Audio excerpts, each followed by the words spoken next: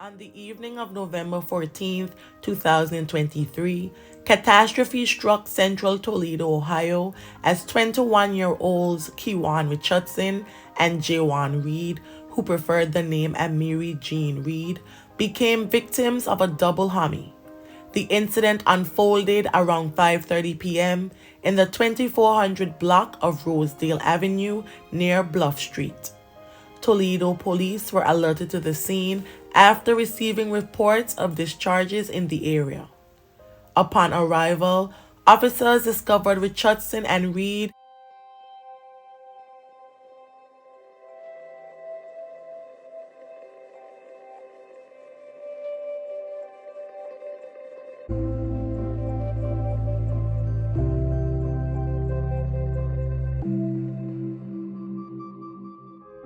inside a blue car that had ran off the road and crashed into a light pole. Both victims were critically injured, suffering from discharge wounds, and according to some reports, transported to ProMedica Toledo Hospital. Sadly, Reed was declared gone at 6:03 p.m. and Richardson was declared gone at 6:19 p.m. The horrific incident marked the 34th and 35th homies in Toledo in 2023.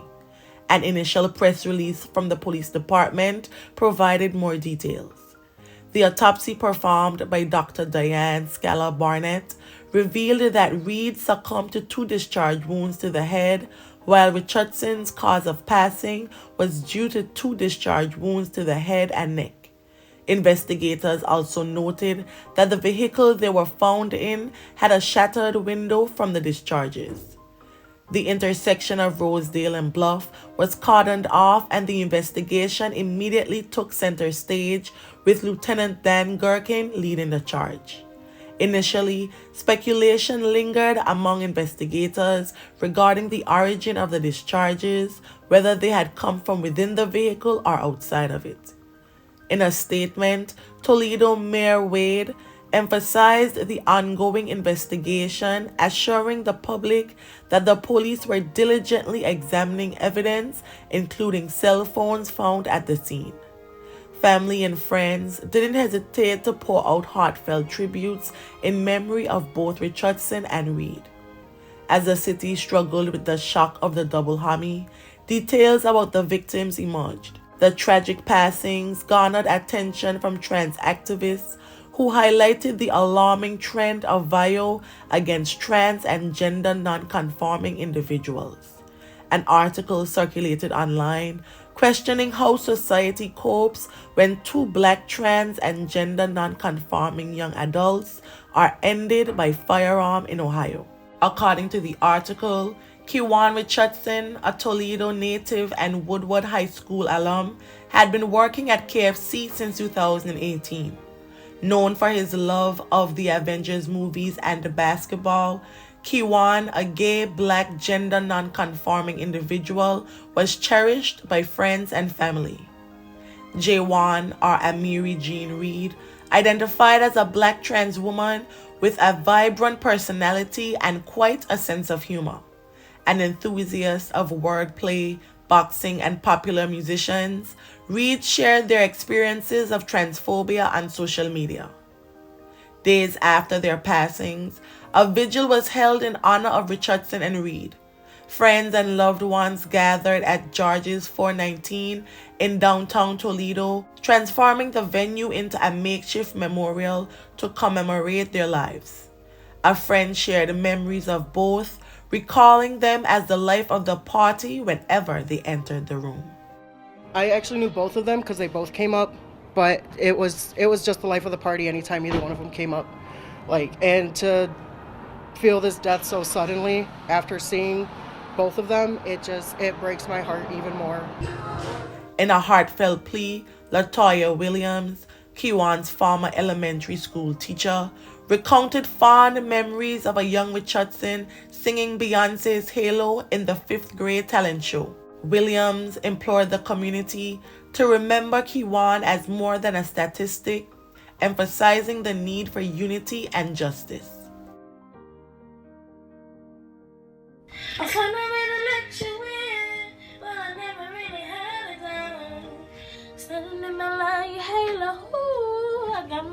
Angel, no. It's like I've been Practicing for the 5th grade talent show about a decade ago, Kiwan Richardson sang Beyonce's Halo. When he came in the room, he just lit up, and he lit it up. He knew who he was even at 11 years old. Let us stand together in our community. If you've seen something, if you know something, if you've heard something, just come forth, call the authorities. Don't let another one of our children be senselessly murdered in our community. It is our responsibility to uphold the standard of In a lawfulness significant development and in the justice. investigation, on November 21st, 2023, Toledo police announced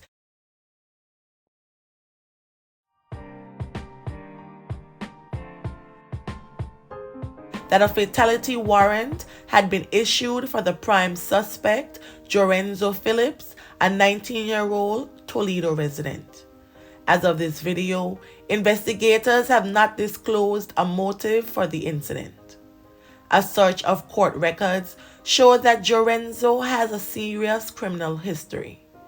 On April 18, 2018, just 13 years old at the time, Phillips' life took a dark turn when he pointed and fired a .380 firearm twice at a mother and son not long after committing a robbery. Near Robinson Elementary School, Jorenzo and his friends confronted a boy on his bike, demanding his shoes and cell phone. The boy then took off running. The group went to McDonald's on Monroe Street thereafter, where they were asked to leave as they were causing a disturbance. Phillips argued with then 47-year-old Reva Kelly in the parking lot, ultimately firing 2 discharges at her and her son with the .380 firearm. Fortunately, neither of them were injured, but the traumatic incident left Kelly haunted by nightmares. The boys fled on foot, but they were later found near the 1300 block of Grand Avenue, and Jorenzo was arrested. He later told detectives that Kelly sounded like she was trying to act like his mama. Apparently, she had told him to stop acting up. At the time, the teen's attorney, Sarah Haberlin, highlighted his academic achievements and long-term goal of becoming an electrician, therefore painting a complex picture of the young man. Phillips, like many boys his age at that time, enjoyed sports and excelled academically, boasting straight A's with a 95% in math. The attorney also shared that Jorenzo had recently lost his father. Despite this, Phillips admitted to his vile actions, stating in a letter read in Lucas County Juvenile Court by his lawyer that he had played with lives and put their lives in danger out of anger. In court, Jorenzo claimed he obtained the firearm after he found it in an alley. The teen apologized for his actions and asked for forgiveness.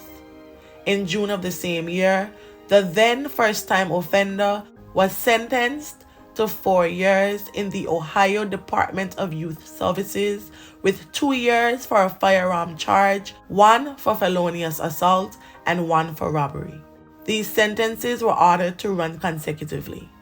The court deemed Phillips' crime as one of the worst cases short of fatality, and as such, Judge Connie Zemmelman extended the sentence 1 year beyond the state prosecutor and probation officer's recommendation. More than a dozen adults and children sat on the benches behind Jorenzo, many wiping tears. His mother and aunt delivered handwritten notes to the judge attesting to the teen's character and asking that she keep him in a facility in Toledo. Judge Zimmerman said she had no choice given that she was required to send him to the Department of Youth Services due to the firearm charge. The judge recommended Jorenzo for the Lighthouse Youth Center at Payne Creek, Ohio, 3.5 hours from Toledo.